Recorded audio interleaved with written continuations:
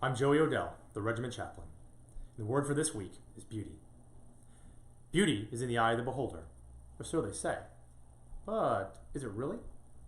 Perhaps in some sense this is true. We know people have different preferences for human beauty shaped by culture.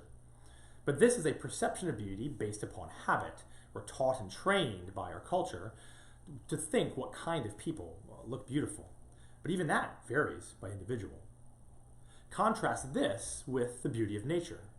A sunset over the mountains, a sunrise over the ocean, a small mountain stream, a fawn, any landscape not marred by human construction, whether it's a summer desert or an autumn forest or a winter snowy river valley.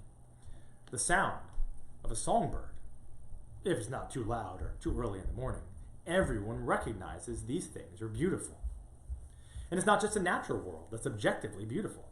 Think of the most famous works of human engineering: the Hagia Sophia, the Taj Mahal, Chichen Itza, the cathedral in Notre Dame, the music of Bach, Handel, Mozart, or Aaron Copland.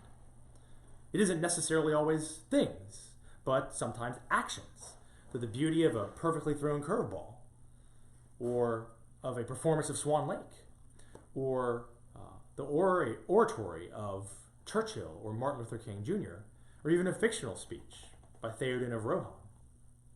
When we talk about beauty, there's a recognition of the perfect in beauty.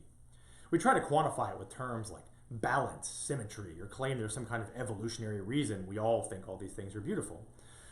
But poets and philosophers have always known that the perfect, the true, is beautiful. Bertrand Russell wrote that mathematics, rightly viewed, possesses not only truth, but supreme beauty. The true spirit of delight, the exaltation, the sense of being more than man, which is the touchstone of the highest excellence, is to be found in mathematics as surely as in poetry. John Keats and Emily Dickinson wrote poems declaring that unbreakable bond between truth and beauty. And Shakespeare's Sonnet 54 shows that this has existed in the English language for centuries. He wrote, "O how much more doth beauty beauteous seem by that sweet ornament which truth doth give. The rose looks fair, but fairer we it deem for that sweet odor which doth in it live. The canker blooms have full as deep a dye as the perfume tincture of the roses, hang on such thorns, and play as wantonly when summer's breath their masked buds discloses. But for their virtue is only in their show. They live unwooed, and unrespected fade, die to themselves. Sweet roses do not so, of their sweet deaths are sweetest odors made. And so of you, beauteous and lovely youth, when that shall fade, my verse distills your truth."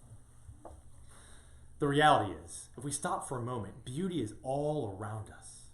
It's in the loving eyes of our children. It's in the wind which cools the summer heat.